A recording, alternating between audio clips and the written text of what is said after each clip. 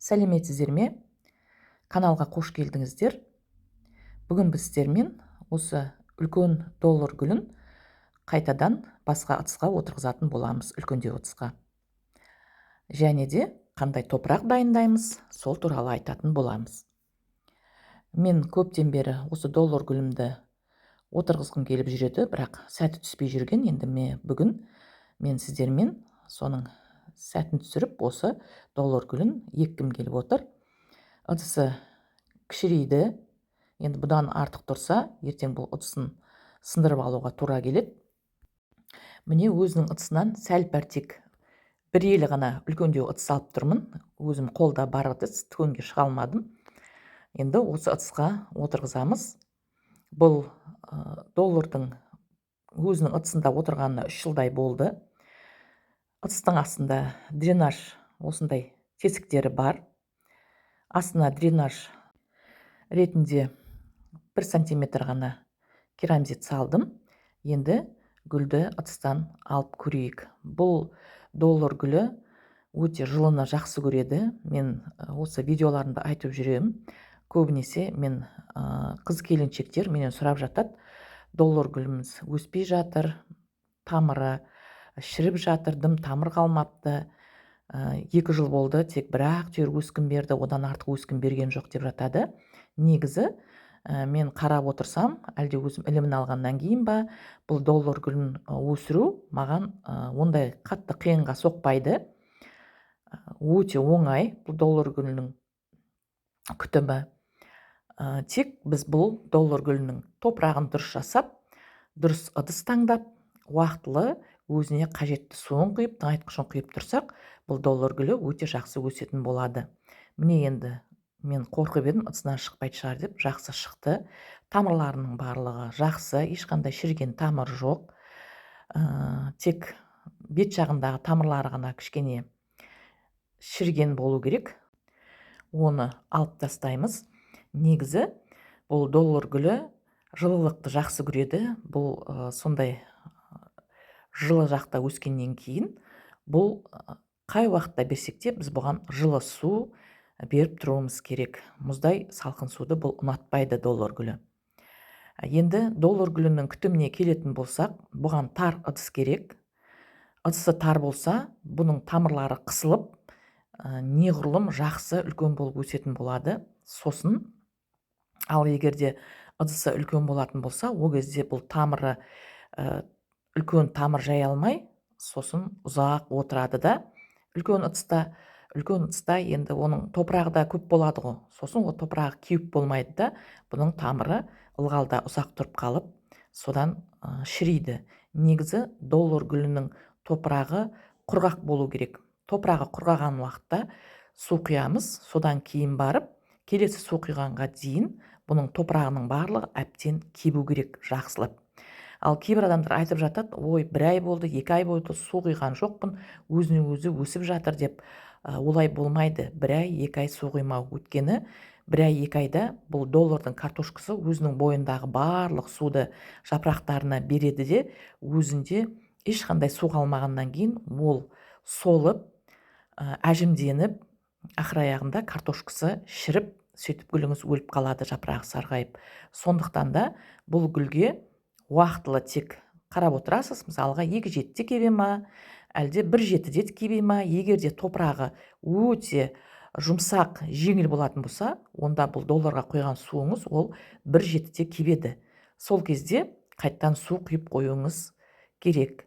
Ал егерде жаңағыдай ұзақ су құймайтын болсаңыз, мына жапырақтарының барлығына сызықтар түсіп, әжімденіп, түрі кетіп қалады. Сондықтан да бұл гүлге де уақытылы су құйып тұру керек. Міне енді тамырларын өздеріңіз көріп отырсыздар, тамырлары жақсы барлығы. Тек кейбір ғана қысылып қалған бет жағындағы тұрған тамырлары болмаса, тамырлары өте жақсы. Тек астыңғы жағының кішкене ғана тамырларын босатамыз. Егерде менің тұрақты көрерменім болсаңыз, сіз білесіз, мен қыстай осы доллар гүліне әртүрлі 2 жетіде 1 рет, айына 1 рет осындай тыңайтқыштар беріп, тыңайтып отқанымның арқасында міне осындай әдемі үлкен болып, көп өскін беріп өсті. Әлі де өскіндер беріп жатыр. әлі де өскіндері өсіп жатыр. Сондықтан да қыстың күні гүлдер демалады, ұйықтайды дегенге мен сенбеймін. Енді кейбір гүлдер болмаса, ал доллар гүлі ол қыстай менде өсіп шықты. Міне сол қыстай берген дәрумендердің арқасында осындай үлкен болып өсті. Сіздер де доллар гүлдеріңізге қазір де жаз мезгілінде егі жетсе бір рет топырағы кепкесін араластырып дәрумен беріп тұрсаңыздар, қысқа дейін сіздердің гүлдеріңізде жақсы өсетін болады. Егер де доллар гүлдеріңіздің картошкасы шіріп кетіп жатса, я болмаса әжімденіп өскін бермей тұрып қалып жатса, ол кезде міндетті түрде тамырын қараңыздар. Егер де оның картошкасы әжімденсе, болмаса шірсе, бұның жапырағынан білуге болады. Жапырағы сарғая бастайды. Жапырағы сарғайса, бірден тамырын ашып қараңыздар, қорықпаңыздар. Бұл доллар гүлі пересадканы жақсы көреді, отырғызғанды. Отырғызған сайын бұл доллар гүлі әдемі болып өсе береді.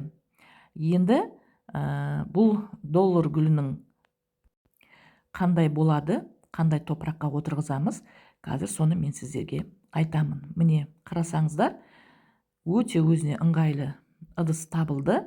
Енді осы ыдыста бұл тамырын жайып, көп өскін шығарып, қайта өсетін болады. Тағы бір айтып кететін жайт, топырағы жеңіл болу керек. Менде кокос субстраты болмағаннан кейін теравитамен отырғызып жатырмын. Негізі теравитаға кокос субстратын араластырсаңыздар, топырақ өте жеңіл болады. Ол кокос субстраты деген кәдімгі гүлдер дүкенінде сатылады.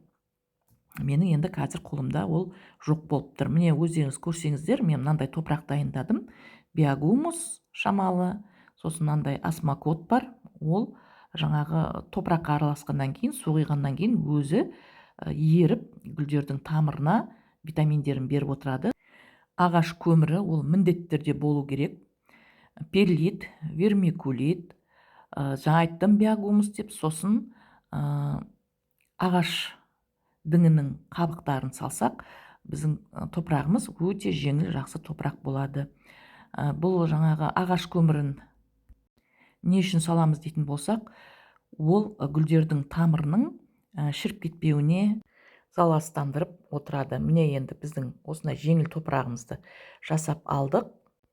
Ыдыстың астына кішкене ғана топырақ себеміз. Енді гүлімізді отырғызамыз. Бұл доллар гүлінің көп өскін шығару үшін біз бірінші бұның астындағы тамырын, яғни картошкасын жақсылап өсіріп алуымыз керек.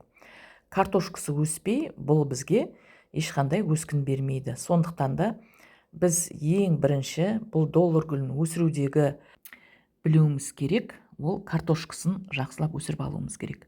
Егер де картошкасы жақсы болып, үлкен болып өссе, тамыры мықты болса, ол кезде бұл доллар гүлі осындай көп өскін беріп, осындай көп деген жапырақтарын ашатын болады. Ал егер де картошкасы кішкентай болатын болса, ол кезде бұл жапырақтарды жіңішке, кішкентай, ұсқынсыз болып өседі. Ал жапырақтары жуан, әдемі болып өскенді қаласаңыздар, ол кезде ең бірінші осы картошкасын жақсылап өсіріп алу керек.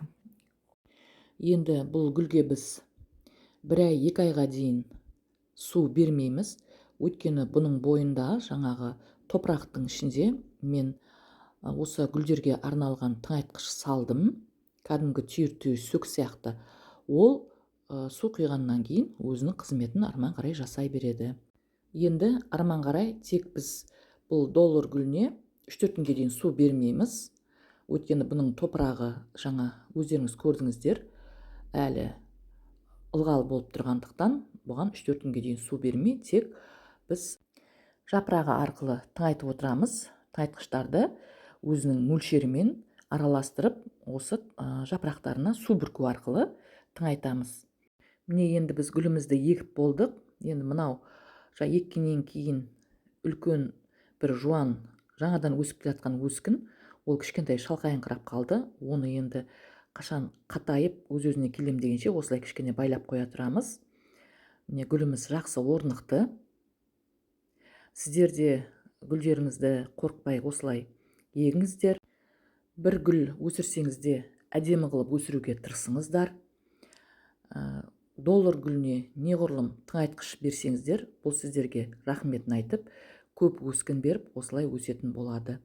Тыңайтқыш беріңіздер, міндетті түрде тыңайтқыштың арқасында осындай доллар гүлдеріңіз көп жапырақ беретін болады.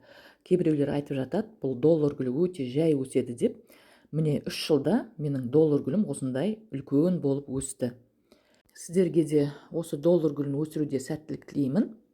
Сіздер де доллар гүлдеріңізді осындай әдемі, үлкен қылып өсіріңіздер. Менің осы видеом сіздерге пайдалы болды деген ойдамын. Гүлдер үйде неғұрлым көп болса, үйдің ауасы да таза болады. Бұл гүлдердің барлығы адамдарға өте пайдалы.